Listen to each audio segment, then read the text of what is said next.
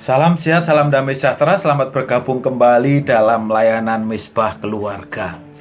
Alih-alih berharap pandemi COVID-19 itu berhenti, namun vaksin pencegahannya belum ketemu dan tidak seorang pun tahu bahaya ini kapan akan berhenti.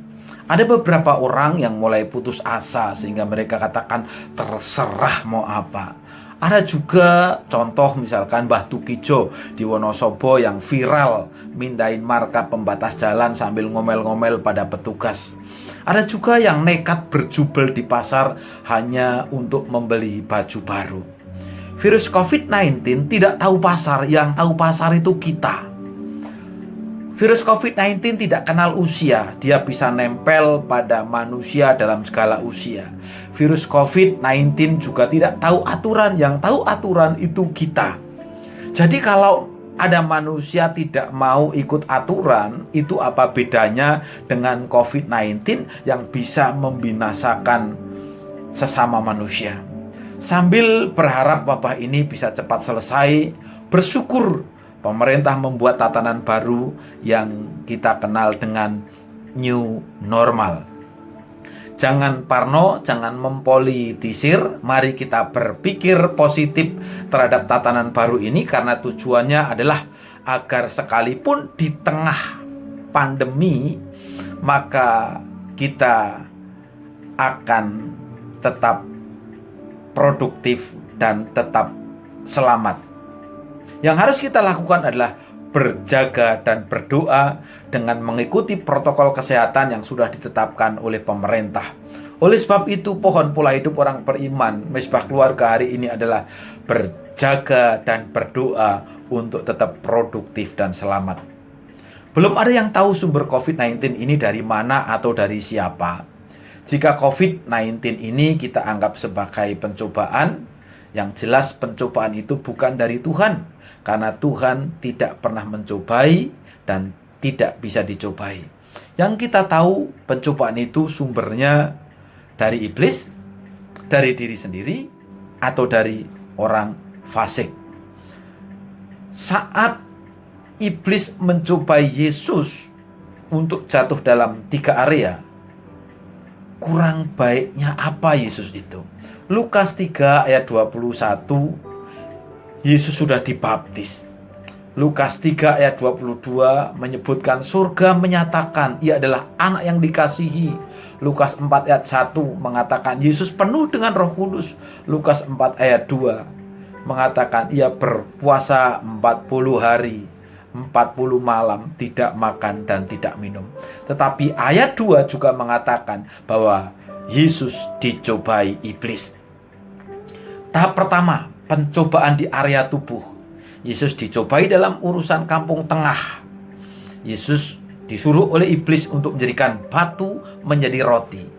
Yesus menang atas pencobaan ini. Dia berjaga-jaga dalam firman yang hidup dalam dirinya. Dia mengatakan ada tertulis manusia hidup bukan dari roti saja, tetapi manusia hidup dari setiap yang diucapkan oleh Tuhan. Tahap yang kedua, pencobaan di area roh. Lukas 4 ayat 7, iblis menawarkan seluruh kuasa dan kemuliaannya jika Yesus mau menyembah iblis.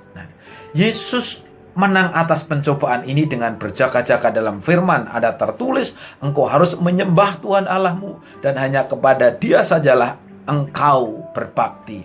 Tahap 3, pencobaan di area jiwa, pikiran, perasaan, dan kehendak.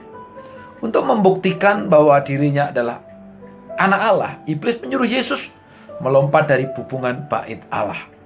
Iblis pun mengutip firman Tuhan bahwa diri Yesus akan ditatang oleh malaikat Tuhan agar kakinya tidak teratuk pada batu. Yesus adalah anak Allah. Ia tidak ragu dan ia tidak perlu membuktikan itu di depan iblis untuk diakuinya. Dan ia tidak bisa disuruh-suruh oleh iblis. Ia berjaga-jaga dengan firman yang hidup pada dirinya dengan menjawab, ada firman, jangan engkau mencobai Tuhan Allahmu. Ingat hal ini.